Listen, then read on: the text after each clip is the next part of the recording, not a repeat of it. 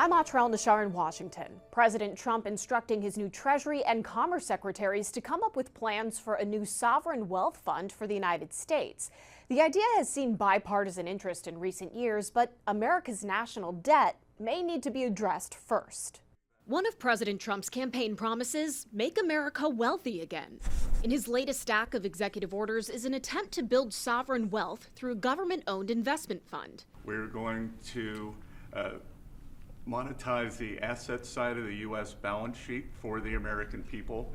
We're going to put the assets to work. More than 20 states already have their own version of a sovereign wealth fund, Alaska's being the biggest. Nations with booming state-owned energy resources and budget surpluses like Norway, China, Saudi Arabia have hundreds of billions, sometimes trillions, in their funds. Here in the United States, energy is mostly privatized, and finding cash to invest may be tough with the country more than $36 trillion in debt. Not to mention, Congress has to find a way to raise the debt ceiling by mid-March to avoid a default. Still, the president is making tall promises about where a fund like this could go.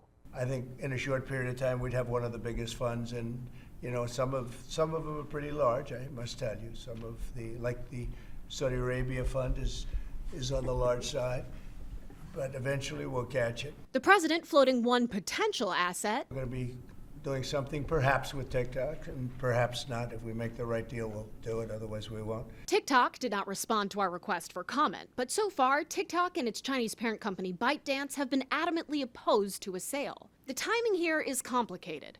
The new deadline for TikTok to be sold or banned in the U.S. is April 5th, but the president gave his Treasury and Commerce secretaries 90 days to come up with a plan for a sovereign wealth fund, which brings us to May 4th. Then it's up to Congress to actually establish the fund or not, a process that could take months. On Capitol Hill, I'm Atrell Nashar reporting.